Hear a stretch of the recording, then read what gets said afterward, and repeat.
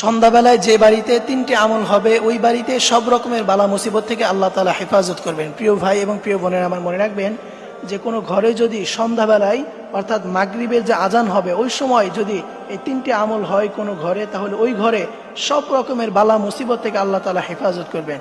তার মধ্যে এক নম্বর হচ্ছে, যখন মাগরিবের আজান হয়ে যাবে তখন বিসমিল্লাহ বলে ঘরের দরজা জানলা বন্ধ করে দিবেন। প্রিয় ভাইরা আমার, যখন মাগরিবের আজান হয়ে যাবে আপনারা যদি ওই সময় বিসমিল্লাহ বলে ঘরের দরজা জানালা বন্ধ করতে পারেন, তাহলে ঘরের ভিতরে যদি কোনো দুষ্ট জিন থাকে, কোনো শয়তান থাকে, তাহলে সে বের হয়ে যাবে। এবং জিনদের সব থেকে বড় ঔষধ হচ্ছে মাগরিবের সময় বিসমিল্লাহ বলে ঘরের দরজা জানলা বন্ধ করা।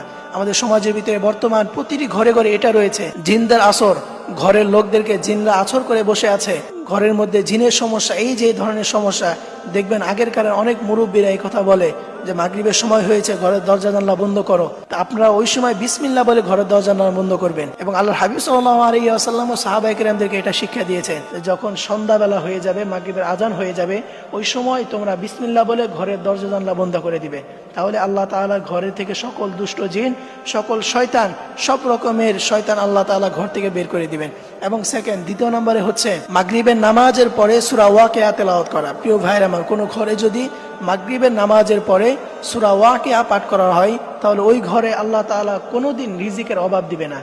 ওই ঘর থেকে সকল রিজিকের অভাব আল্লাহ তাআলা উঠিয়ে নেবেন এবং ওই ঘরের ভিতরে আল্লাহ তাআলা রিজিক দিয়ে ভরপুর করে দিবেন এবং ওই ঘর থেকে সকল প্রকার বালা মুসিবত আল্লাহ তাআলা উঠিয়ে নেবেন। কোনো ঘরের ভিতরে যদি মাগরিবের পরে সূরা ওয়াকিয়া তেলাওয়াত করা হয়, এবং এই সূরা ওয়াকিয়ার হাদিসের ভিতরে বিভিন্ন ফজিলত রয়েছে, আপনারা অবশ্যই মাগরিবের নামাজের পরে এই সূরা ওয়াকিয়াটা তেলাওয়াত করার চেষ্টা করবেন। তাহলে ঘর থেকে সকল ধরনের বালা মুসিবত আল্লাহ তাআলা উঠিয়ে নেবেন। এবং তৃতীয় নম্বরে হচ্ছে মাগরিবের নামাজের পরে সূরা বাকারা শেষ 2 আয়াত পাঠ করবেন। প্রিয় ভাইরা আমার, কোনো ঘরে যদি মাগরিবের নামাজের পরে সূরা বাকারার এই শেষ 2 আয়াত পাঠ করা হয়, তাহলে ওই ঘরে সকল প্রকার বালা মুসিবত থেকে আল্লাহ তাআলা হেফাজত করবেন।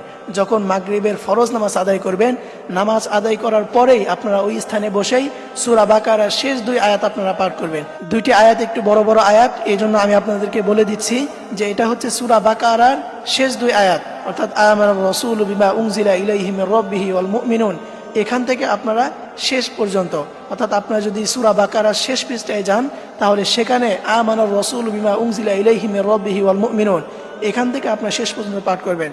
এটা যদি আপনারা নিয়মিত করতে পারেন, এই 3টি বিষয়, এক নম্বর হচ্ছে মাগরিবের আজান হয়ে যাওয়ার সাথে সাথে বিসমিল্লাহ বলে ঘরের দরজা জানলা বন্ধ করবেন, এবং দ্বিতীয় নম্বরে হচ্ছে মাগরিবের পরে সূরা ওয়াকিয়া তেলাওয়াত করবেন, এবং তৃতীয় নম্বরে হচ্ছে সূরা বাকারার শেষ 2 আয়াত পাঠ করবেন। আপনারা যদি এই 3টি আমল ঘরের মধ্যে করতে পারেন, তাহলে আল্লাহর হাবিব সাল্লাল্লাহু আলাইহি ওয়াসাল্লাম জানিয়ে দিয়েছেন যে ওই ঘর থেকে সকল প্রকার বিপদ মুসিবত আল্লাহ তাআলা উঠিয়ে নেবেন। আল্লাহ তাআলা সকল ভাই এবং বোনদেরকে এই 3টি আমল করার তৌফিক দান করুক এবং ঘর থেকে সকল বালা মুসিবত আল্লাহ তাআলা যেন উঠিয়ে নেয়, এই তৌফিক দান করুক। সকলেই করি আমিন।